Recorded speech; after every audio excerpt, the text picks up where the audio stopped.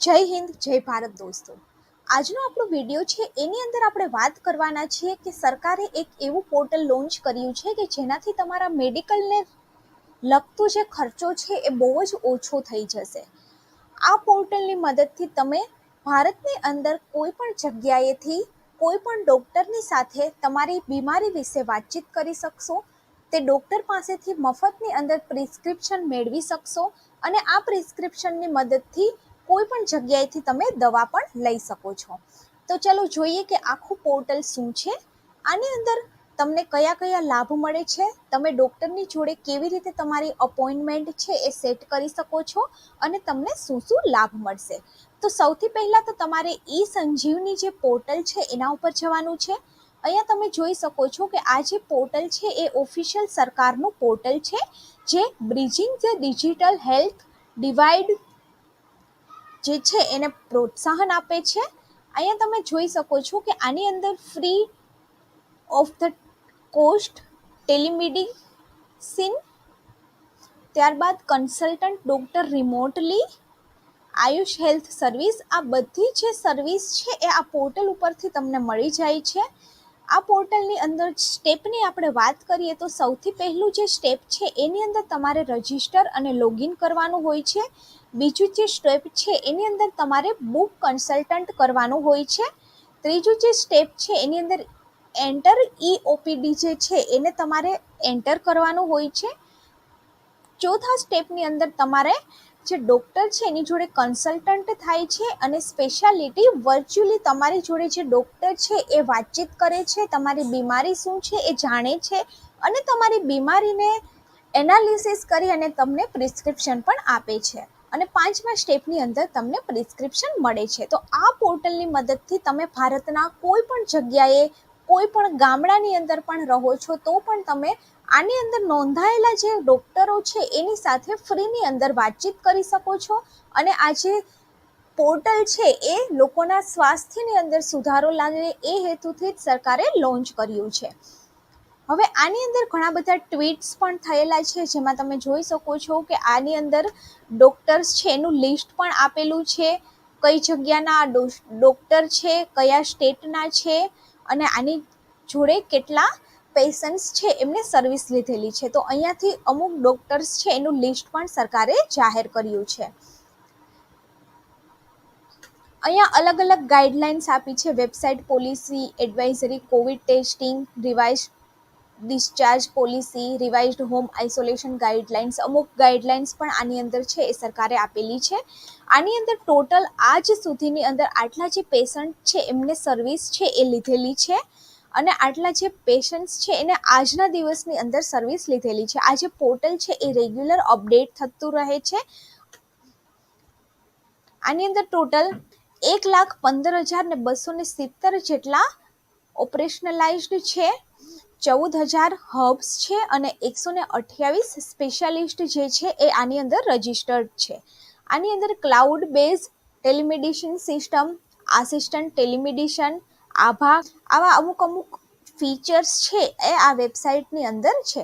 તો ચલો આપણે જોઈએ કે આ પોર્ટલને તમારે કેવી રીતે યુઝ કરવાનું છે. તો સૌથી પહેલાં તો તમે આ વેબસાઇટ ઉપર જશો એટલે તમારે કન્સલ્ટન્ટ પ્રોસેસની અંદર અહીંયા તમારે પેશન્ટ્સ ટુ ડૉક્ટર ટેલિમેડિસિન્સની અંદર જવાનું છે. એની અંદર તમે અહીંયા પર જોઈ શકો છો કે તમે પેશન્ટ્સ છો તો તમારે પેશન્ટ્સની અંદર જઈ અને જો તમારી પાસે આભા નંબર છે તો તમારે આભા નંબર નાખવાના છે અને જો તમારી પાસે આભા નંબર નથી તો પણ તમારે આભા નંબર જે છે એ ક્રિએટ કરવાના છે. અહીંયા પર તમે તમારા મોબાઈલ નંબર, ઈમેલ આઈડી અથવા તો આભા નંબર નાખી અને ગ્રેટ ઓટીપી કરવાનું છે. તો તમારે એ ઓટીપી નાખી અને તમારે સબમિટ કરવાનું છે. તમે જેવું સબમિટ કરશો એવું તમારું કમ્પ્લીટ પ્રોફાઇલની અંદર તમારે તમારું first name, middle name, last name, તમારી ડેટ ઓફ બર્થ, તમારી એજ, ત્યારબાદ તમારું ઈમેલ આઈડી, તમારી જેન્ડર, તમારું એડ્રેસ, આ બધું તમારે નાખી અને આને સેવ કરી દેવાનું છે.